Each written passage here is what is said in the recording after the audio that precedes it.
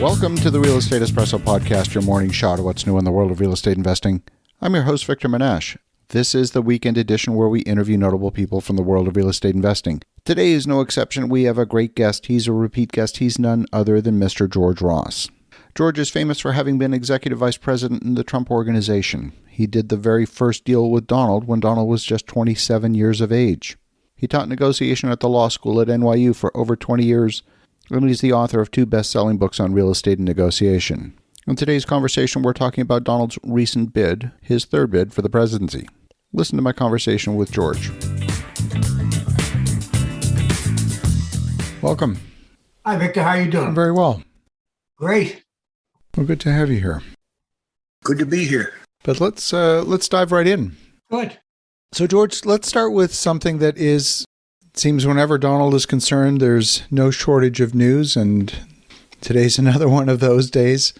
Donald again announced his bid for the presidency, and I remember, if I think back to 2015, I remember watching Donald come down the escalator in the Trump Tower to make his announcement, and I remember at the time, back in 2015, we actually did a number of TV interviews together at about that time, and I remember you saying that you didn't think it really made sense for Donald to be running for president, that, he didn't need it.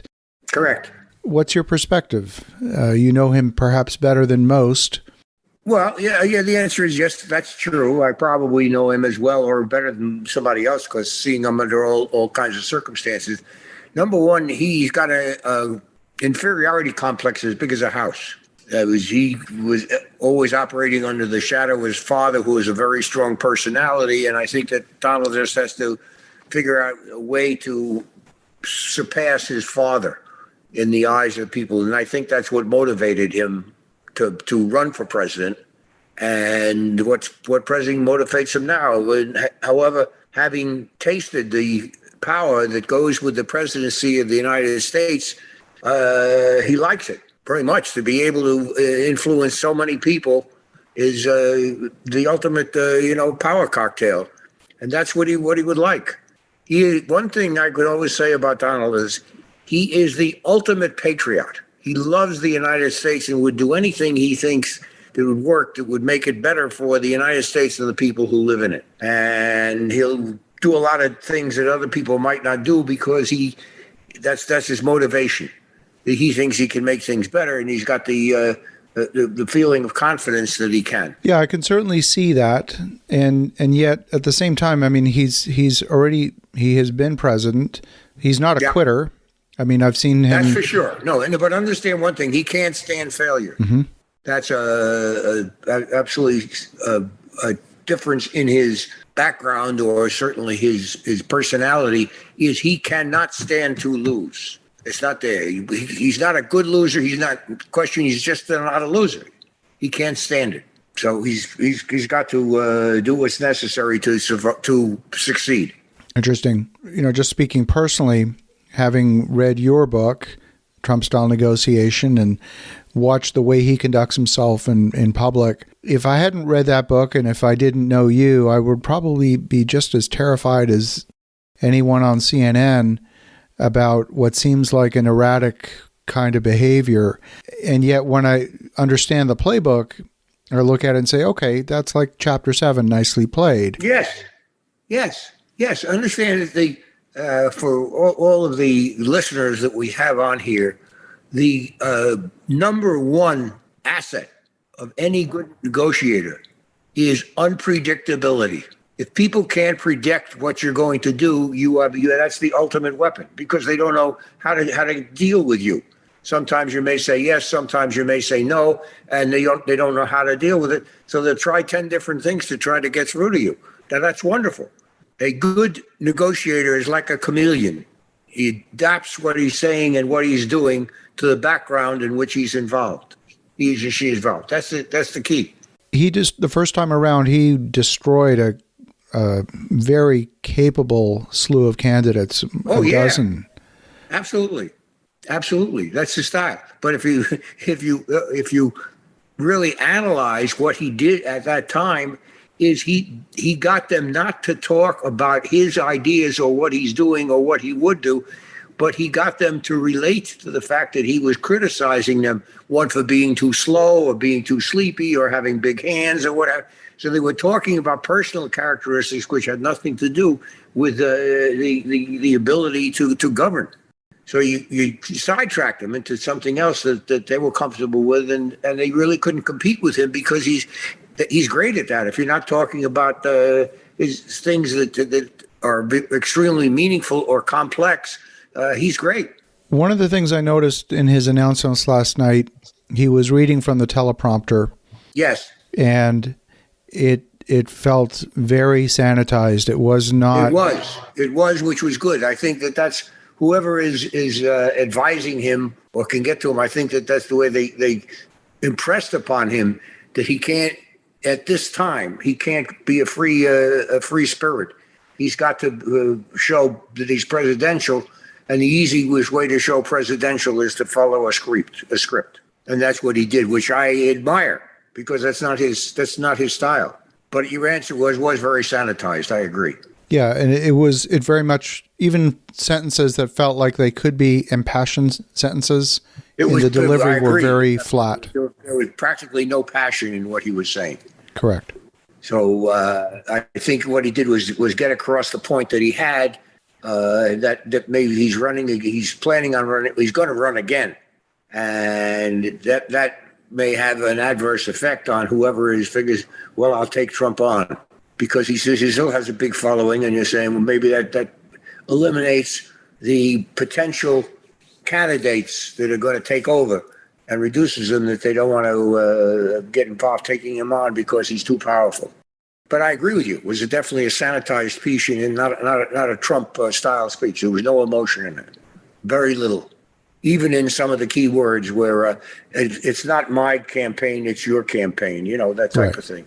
Right. It was very sanitized. I know that when he ran the first time, you were doubtful he'd make it, and then you wrote him a letter afterwards congratulating him. What do you think? What do you think this time around? Yeah. Well, I wrote him a letter. No, when I congratulated when he got the nomination ultimately, and I called him, and because he had so much competition from people from major politicians in all that had much more following than he did, because he wasn't a politician. I mean, I guess he was on a quiz show or The Apprentice, call it what you like, and was a good millionaire or a businessman.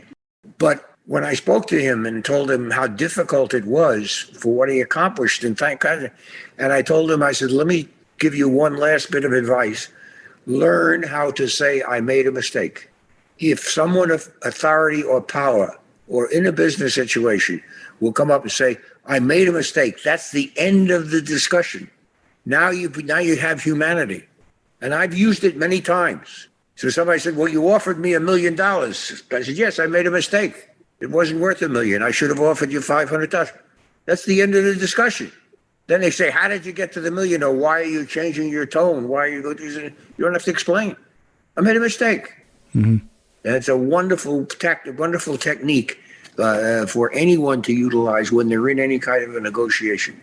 Simply, I made a mistake. Yeah, absolutely. Absolutely. Okay. Well, it'll be fascinating to watch as always. Why don't we pivot into talking about negotiation, which is near and dear to your heart? Definitely. And also my pocketbook. The book was very successful. It was, interestingly enough, it was translated into 17 languages. I don't know if you know that. I did. In fact, yeah. I remember having, when we were doing an event together, buying books, and they were hard to find. I actually ended up ordering, they are hard to find. Yep. Ordering 80 of them from the United Kingdom to get them over here. Yeah. Okay. But negotiation, let's talk negotiation. What do we want to talk? Okay. This next one actually is from our business, and we own a number of projects related to storage, different forms of storage, boat and RV storage, equipment storage, self-storage. Yeah, fine. Historically, so historically we have funded these projects on a project-by-project basis, and we're increasingly of the mindset that we might consider moving to a fund model. Now, of course, in a fund, with Fund 1 never having done a fund before in this asset class, investors would ask the obvious question, what's your track record? So we're thinking that we would seed the fund with some of those existing projects that would represent the life cycle from completed projects to ones that are about to enter construction. What are your thoughts? I think it's great. Okay. I think it's great. I think it's a wonderful use of property. I think it's very much in demand. Mm-hmm. And the fact you have it, and there is certainly in what you're doing, there is an excellent economy of scale at this point. You're not going to have all of the paperwork that you need for all of these investments could be in one place. Right. One person could do one group can do it and do all the charges that come from the individual users of the storage facility, and also being able to do the in and out if they pay when they're in and they pay when they're out or whatever. But that's fine. The fact that there's very little diversification is excellent, and that's with storage. People are storing things. You don't care what they're storing or how long it stays, as long as they pay. But outside of furnishing the four walls and maybe some fireproofing, which you did originally, it's a great business and very, very much in demand. When I say much in demand, when people move from one location to another, it's almost an absolute certainty that they're going to store something somewhere. That they want my furniture I don't need, I'm going to give it to my children, I'm going to do this, whatever I do. It's easy to say, I'll put it somewhere for now. And the now somehow goes for weeks or months or what, because they forget about it. It's not something they're immediately concerned about. So you're saying, okay, it's costing me $300 a month, but you miss it. You don't care. You don't have what else am I going to do? I want to sell the furniture. The furniture is worth a lot or whatever. It's a great business to be in. And it's certainly not, I would say, underrated, but you see a lot of companies getting into that business. You see these self-storage places all everywhere almost. What considerations would you have when setting up a fund? And I'm focusing on the fund model versus doing it on a project-by-project basis. The fund is great because, again, you can buy things cheap. If you took all your buildings that were all of these buildings and you said, I'm going to put it under one insurance company. Wow. Of course, yeah. That's great. And they said, or I'm going to have whatever it is. I'm going to have something where you can cross the board that I can buy protection for each one. So I may be able to buy contracts where you repair the roof or you repair buy it across over 10 projects. Wonderful. You can do that. Absolutely. Because the more you spread it out, the better they like it. You don't have to worry about having a problem in one project. At that point, you're saying, well, over 10 projects, what's the probability of me having a loss that's going to be major? So it's wonderful. Insurance companies have been doing it for years. They love to have portfolios. And you love to be able to sell them a portfolio. Well, absolutely. I love my conversations with George. I'm so blessed to have developed this relationship over the last decade where we speak frequently. George is an extraordinary advisor. He's been so helpful to me over the past decade, and I cherish the time we have together. At 94 years of age, one of the wisest men I know. If you're managing your own real estate development business or real estate investing business, you want to make sure that you get a George. It doesn't have to be the George, but it can be a George as an advisor in your business. As you think about that, have an awesome rest of your weekend. Go make some great things happen. We'll talk to you again tomorrow.